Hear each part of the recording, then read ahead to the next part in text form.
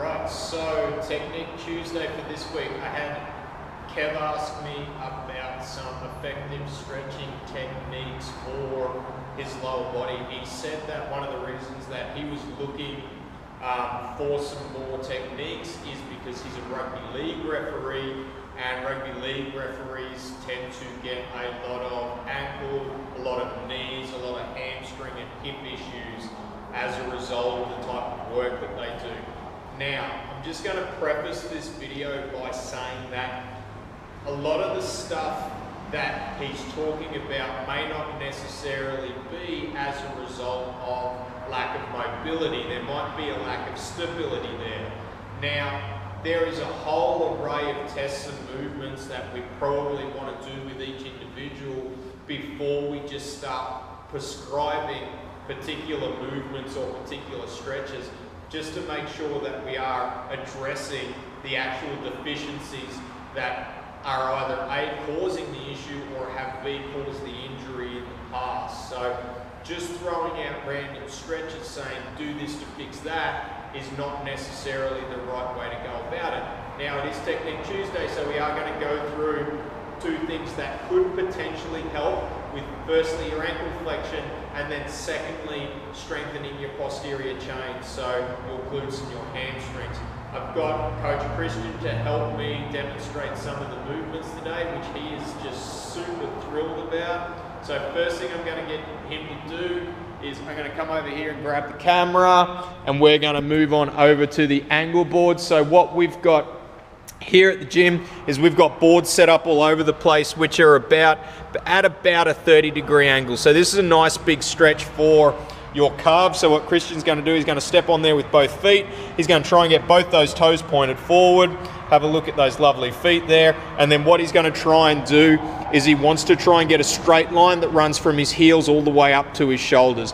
Best way for him to do that is just to think about squeezing those glutes. Okay, so while he's doing that, he's just going to make sure he's getting nice big belly breaths in, continuing his breathing, going to hold that for about 30 seconds. And then once he's done that, he'll come off. So by doing that, he's starting to loosen up those ankles and, more importantly, those calves, which can be a culprit for not having great ankle flexion.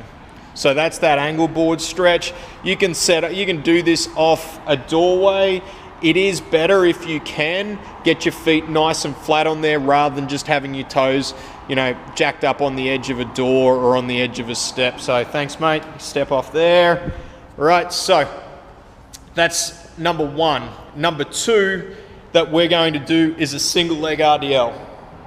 So with the single leg RDL, you can do it weighted, you can do it body weight.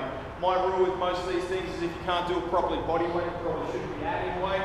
So what Christian's going to do is he's going to pick up a dumbbell for me. He's just going to demonstrate.